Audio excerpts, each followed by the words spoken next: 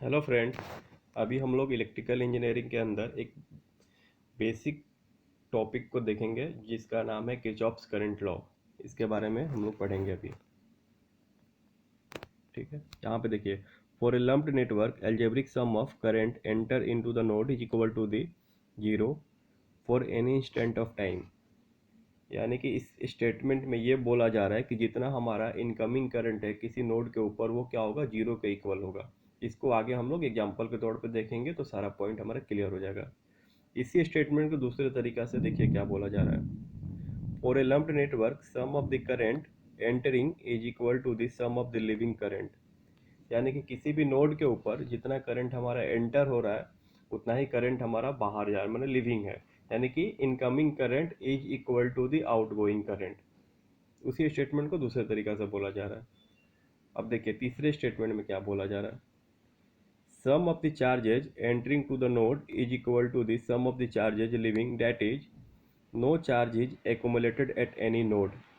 यानी कि जितना चार्ज किसी नोड पे आ रहा है उतना ही चार्ज उस नोड से बाहर भी जा रहा है। ठीक है, यानी कि कोई भी चार्ज हमारे नोड के ऊपर एक्यूमुलेटेड नहीं रह रहा है। ठीक है, यहाँ पे हम लोग एग्जाम्पल के तौर पे देखेंगे और सारे पॉइंट जो हैं यहाँ पे वो क्लियर हो जाएंगे। ठीक है, चलिए एग्जाम्पल पहला हम लोग लेते हैं। इसमें देखिए नोड है, यहाँ पे नोड मतलब कि नोड दो टाइप का होता है, एक सिंपल नोड होता है, एक प्रिंसिपल नोड होता है। यानी कि किसी भी पॉइंट के ऊपर यहाँ पे जैसे मोर देन टू ब्रांच अगर जुड़े हुए हैं यानी कि वो हमारा प्रिंसिपल नोड है। ठीक है, यानी कि ब्रांच मतलब ये हमारे इलेक्ट्रिकल कंपोनेंट्स जो भी हैं, रेजिस्टेंस, कैपेसिटेंस, इंडक्टेंस, कुछ भी हो सकते हैं। ठीक है, अब देखिए इस नोड पे क्या देख रहे हैं हम लोग। इस नोड पे देख रहे हैं कि I1 क्या है, एंटर कर रहा है। I2 क्या है, एंटर कर रहा है। I3 क्या है, एंटर कर रहा है। I4 क्या हो रहा है, बाहर जा रहा है। I5 बाहर जा रहा है। ठीक है, तो स्टेटमेंट पहला क्या था, total incoming current is equal to zero. ठीक है, तो स्टेटमेंट पहले के अनुसार हम लोग देखते हैं, यानी कि एट नोड अप्लाई KCL।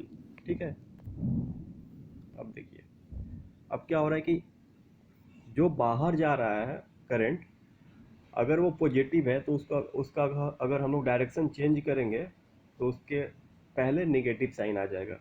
यानी कि I5 को हम लोग -I5 लिख सकते हैं, I4 को हम लोग -I4 लिख सकते हैं, क्योंकि ये बाहर जा रहा है तो प्लस है, तो अंदर आएगा तो क्या हो जाएगा, माइनस हो जाएगा। ठीक है, अब देखिए यहाँ पे हम लोग I1 plus I2 plus I3 already positive है यानी कि इनकमिंग है।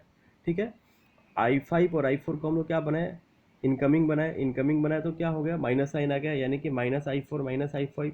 यानी कि टोटल इनकमिंग करंट को क्या करना है, ऐड करना है, वो क्या होगा, जीरो के इक्वल होगा।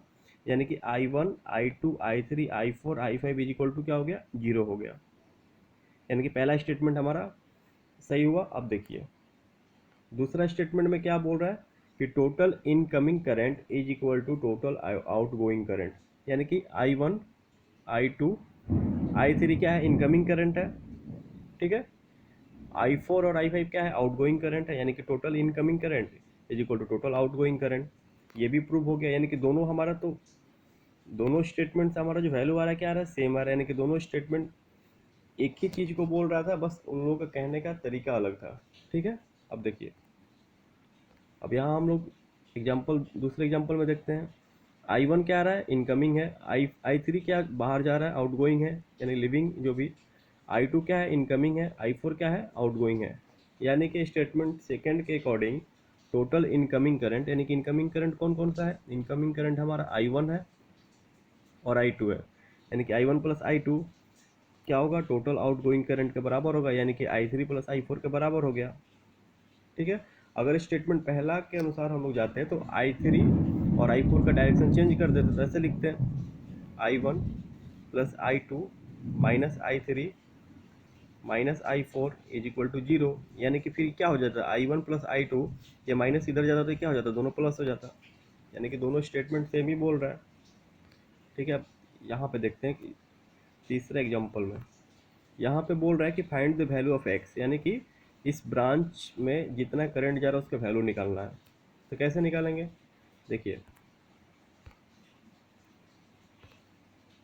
यहाँ पे क्या हो रहा है, नोड पे हम लोग केसीएल लगाएंगे कि इनकमिंग करंट कौन सा है 5 एम्पियर, यानी कि 5 एम्पियर सिर्फ इनकमिंग करंट है, ठीक है। और आउटगोइंग करंट कौन कौन सा है 2 एम्पियर, 8 एम्पियर और x एम्पियर, यानी कि ब्रांच x से जो करंट जा रहा है वो भी हमारा आउटगोइंग करंट है, ठीक है।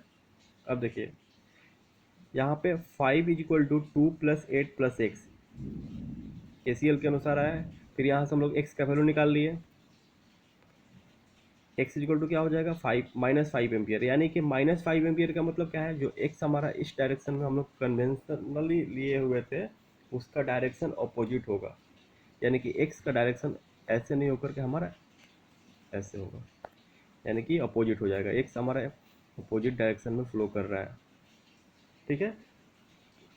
कन्वेंशनली जो हम लोग लेते हैं उसके अपोजिट में हम लोग नेगेटिव साइन करके ले सकते हैं, फाइंड करने के बाद उसमें कोई वैल्यू चेंजिंग नहीं होता है, ठीक है।